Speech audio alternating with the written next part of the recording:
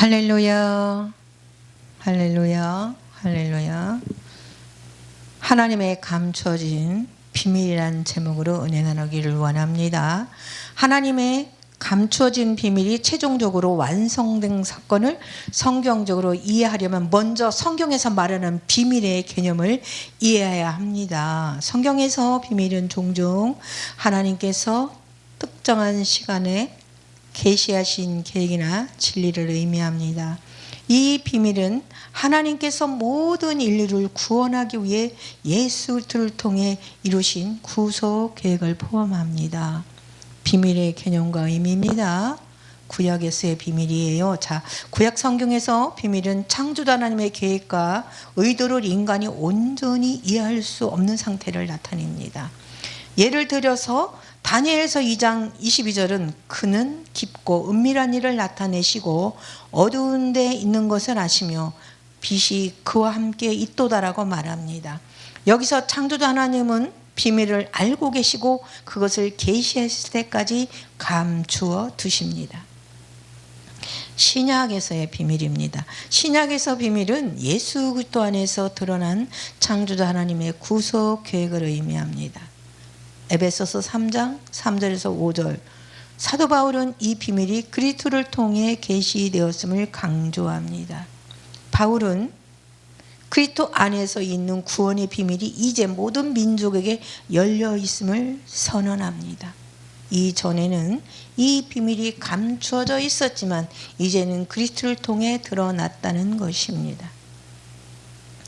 비밀의 완성, 예수 대 성육신 인카네이션입니다. 자, 하나님의 비밀이 완성되는 첫 번째 사건은 예수 그리스도 성육신입니다.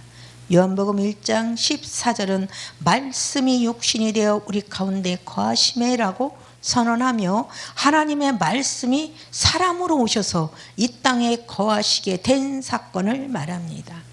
이는 창조자 하나님의 구원 계획이 구체화되기 시작하는 순간으로 볼 수 있습니다. 십자가 죽음과 부활입니다.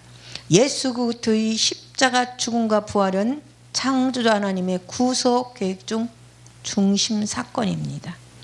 고린도전서 2장 7절과 8절에서는 오직 은밀한 가운데 있는 하나님의 지혜를 말하는 것이니 곧 감추었던 것인데 하나님이 우리의 영광을 위하여 만세전에 미리 정하신 것이라고 말하고 있습니다.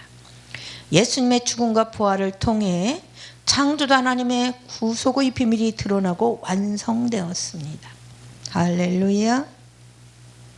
성령 강림입니다. 성령 강림은 예수의 사역을 통해 이루어진 구속의 비밀이 모든 믿는 자에게 적용되는 사건입니다. 할렐루야. 사도행전 2장에 기록된 오순절 사건에서 성령이 강림하여 제자들이 복음을 전파하게 됩니다. 이는 창조주 하나님의 구속 계획이 전 세계에 퍼져나가는 시작을 의미합니다. 비밀의 최종 완성입니다. 교회의 사명이죠. 자, 창조주 하나님의 비밀은 교회를 통해 이 세상에 드러나며 교회는 이 비밀을 전파하는 사명을 맡고 있습니다. 에베소서 3장 10절은 이는 이제 교회로 말미암아 하늘에 있는 통치자들과 권세들에게 하나님의 각종 지혜를 알게 하려 하심이라고 말하며 교회가 창조자 하나님의 지혜를 나타내는 도구임을 강조합니다. 할렐루야. 그리스도의 재림입니다. 창조자 하나님의 비밀이 최종적으로 완성되는 사건은 그리스도의 재림입니다.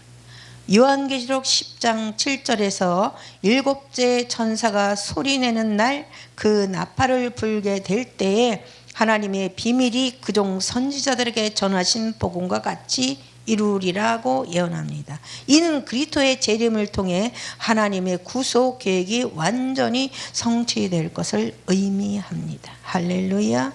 결론은 하나님의 비밀의 완성입니다.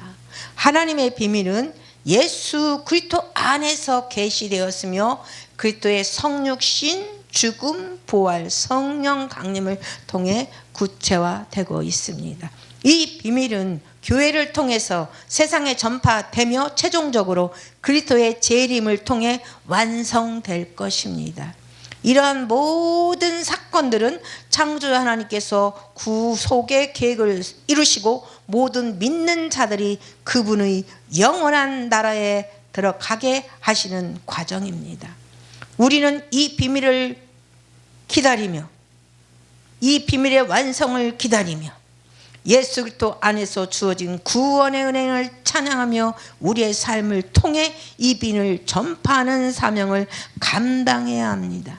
이로써 창조주 하나님의 뜻이 온전히 이루어질 때 창조주 하나님의 영광이 온 땅에 드러나게 될 것입니다. 할렐루야.